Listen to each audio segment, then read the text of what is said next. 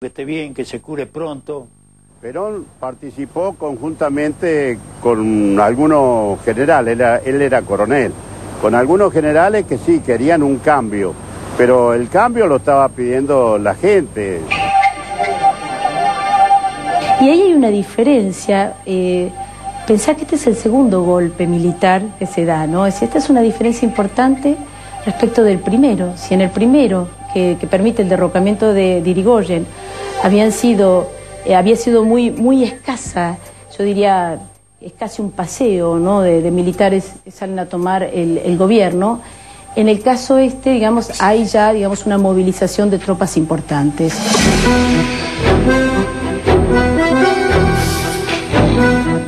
Pero Rawson tendría las horas contadas. Rawson duró poco tiempo porque cuando quiso imponer condiciones, ¿no?, que era la ruptura inmediata de las relaciones con Alemania, que era una cosa que sostenían porque estaban sosteniendo que había que mantener la neutralidad argentina. Entonces no lo aceptaban los militares. ¿Por qué? Porque ya a última hora estaba mal. Rawson no estaba compenetrado con la revolución. Había un sector, diríamos en aquel tiempo, de derecha y de izquierda. Hay quienes acudían por el gran problema social que existía y otros acudían simplemente por el poder. El 6 de junio, en lugar de jurar, Rawson renunció y asumió otro general, Pedro Pablo Ramírez. Instante solemne y de patriótica emoción en que el general de división Pedro P. Ramírez jura por Dios y por la patria desempeñar fielmente el cargo de presidente del gobierno provisional que asume con la solidaridad de las Fuerzas Armadas de la Nación. En el Salón Blanco de la Casa de Gobierno se realiza la ceremonia del juramento de los nuevos ministros. Ramírez había sido ministro de guerra de Castillo y sin ninguna discontinuidad sigue siendo ministro de guerra del gobierno de Rawson. Es decir, Ramírez es, uno diría, en un sentido que se lo dice Castillo, es un traidor. Visto desde el punto de vista de lo que es la concordancia, es verdad.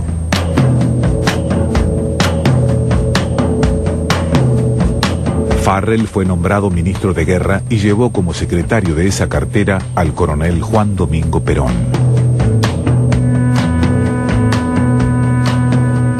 Desde la Secretaría de Guerra, Perón, apoyado en una importante red de oficiales del GOU, comenzó a controlar a los altos jefes del ejército. Alertados de esas maniobras, pidieron a Ramírez la destitución del coronel. El 27 de octubre de 1943, Ramírez nombró a Perón como director de una ignota oficina, el Departamento Nacional de Trabajo. Al reincorporarse a sus tareas, el secretario de Trabajo y Previsión Social, coronel Juan D. Perón, felicita a sus empleados por la labor desempeñada y los exhorta a un mayor esfuerzo en el futuro. Perón asume y se la eleva a la categoría Secretaría de Trabajo y Previsión Social. Desde ahí Perón evidencia una gran capacidad para conversar con los trabajadores sus problemas. Perón hasta 1945 ejecuta más de 120 nuevos convenios para los trabajadores. Eso consagra de alguna manera una gran amistad entre Perón y quienes representan a los trabajadores. Desde ahí, lo primero el estatuto de peón de campo y después el estatuto del canillista. Hace tiempo estaba todo desorganizado, no había nada, no había obras sociales, no había sindicatos, no había nada. Mandaba el patrón. Había que hacer lo que decía el patrón. Usted trabajaba 10, 12 horas y le pagaba. Si se accidentaba, llovía, a dormir. Pero ya cuando vino el Perón se organizaron todos los sindicatos, las obras sociales y se empezó a trabajar mejor para el obrero. Perón es muy hábil políticamente, pero es imposible pensar el accionar su política social, el accionar de la Secretaría sin un hombre avesado desde el punto de vista sindical, con fuertes contactos en eso que es con Domingo Mercante, ¿no? Es decir, ahí me parece que se dice que el que armaba todos digamos, la reunión con los gremios, los sindicatos y demás, es mercante y Perón aparecía en el último momento. El coronel Perón fue escalando posiciones dentro del aparato de gobierno a medida que el GOU conseguía más poder. Pero también logró una popularidad inusitada gracias a una llave que casi ningún político había tenido en cuenta: el bienestar de la clase trabajadora. Aumento de salarios, vacaciones pagas, aguinaldo, jubilación, créditos para la vivienda y obras sociales para los obreros fueron un ida y vuelta perfecto para una relación que haría historia. Cuando vino Perón cambió todo. Ya tuvo más el obrero, acá en los frigoríficos, cuando llegaba la fiesta de fin de año, casi la mayoría de los obreros llevaban un cordero al hombro por $1.95, ¿no? Se vivía bien. Ya Perón empezaba a enunciar una visión distinta de la Argentina. Y nosotros, muchachos jóvenes, queríamos una revolución, queríamos un cambio. En alguna medida, como fue hace poco, o es todavía en la Argentina, queríamos que se vayan todos. Que se vayan los radicales, que se vayan los conservadores, que se vayan los socialistas, que se vayan los comunistas, y que surgiera algo nuevo en la Argentina con un profundo contenido nacional y popular. La generación nuestra, de un chico de 17 años en aquel tiempo, que habíamos visto las peleas de la política brava entre conservadores y radicales, que robaban las urnas, se agarraban a tiros, botaban un muerto. Todo eso lo cambió Perón. Entonces mi generación se hizo peronista. Ya había respaldo, ya le respetaban el trabajo, ya empezó a cobrar el aguinaldo, vacaciones, accidentes, después empezó la jubilación, que antes no se conocía. Mi papá era ferroviario y yo recuerdo el primer aumento aquel de 25 pesos en aquel tiempo, del 25%, perdón, en los salarios, que produjo una gran revolución. Además, Perón estaba preparando en 1945 el primer aguinaldo, el salario mínimo vital y móvil, y para el mes de diciembre un nuevo aumento del salario de otro 25%. En solo 25 segundos del 15 de enero de 1944, la ciudad de San Juan quedó destruida.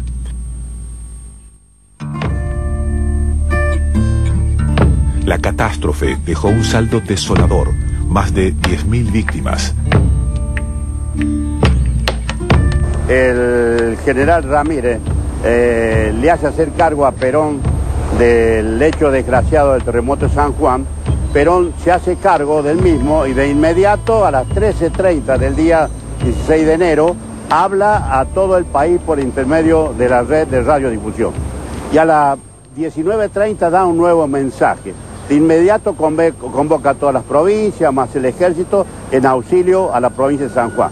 Se organizan muchas manifestaciones en colaboración y en ayuda a la gente de San Juan. A poco más de 8 semanas del luctuoso suceso, os confieso, señor presidente, que esta suma, que pasa de los 33 millones de pesos, puede muy bien motivar el orgullo de todos los argentinos, porque en la elevada cifra está contenida la honda emoción de humildes y pudientes, de viejos y jóvenes, de mujeres y niños, que por igual han sentido en carne propia la enorme desgracia de nuestros hermanos de San Juan. De esas ayudas se produce aquel acto artístico en el Luna Park, donde Perón conoce a Eva Perón. Cada día estás más linda. ¿Te parece? Qué raro que me digas eso. ¿Por qué? ¿Te fijas tan poco en mí? Con el terremoto de San Juan del año 44, la ciudad devastada, se hace el espectáculo a beneficio en el Luna Park y supuestamente Evita se sentaría en la silla vacante que quedó al lado, bueno, que es una mirada cierta porque ocurrió, pero que no es la única, porque en realidad Evita no estaba ahí de invitada casual, sino que ella integraba un elenco de actores que actuó esa noche.